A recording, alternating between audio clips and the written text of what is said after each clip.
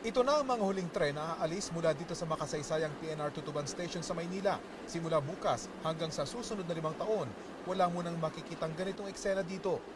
Gagawin ng tigil operasyon para bigyang daan ang konstruksyon ng North-South Commuter Railway na magdudugtong sa Clark Freeport Zone at Metro Manila hanggang sa Calamba sa Laguna.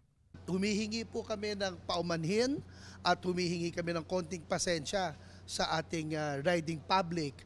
Bilang pamamaalam, sumakay ang mga empleyado at kanilang mga pamilya sa isang tren ng biyaheng Alabang at umikot pabalik ng Tutuban Station.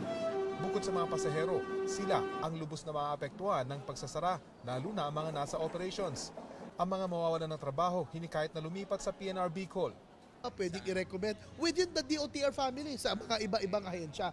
Nagpapasalamat ako sa inyong matagal na paglilingkod sa PNR, no?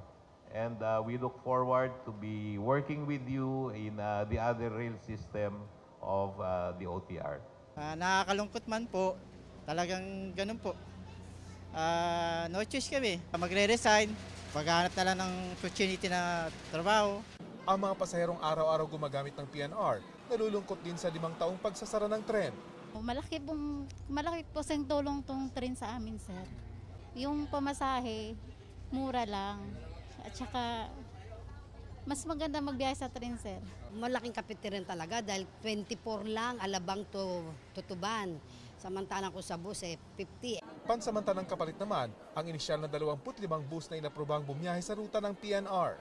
Oras na matapos ang North-South Commuter Railway, kakayanin na raw ng bagong train system na mag-accommodate ng hanggang 800,000 pasahero araw-araw, kumpara sa 30,000 kada araw ngayon.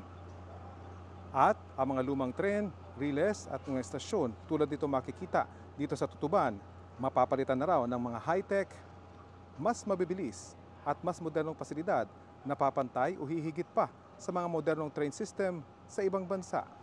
Para sa GMA Integrated News, Rafi Tima nakatutok, 24 oras.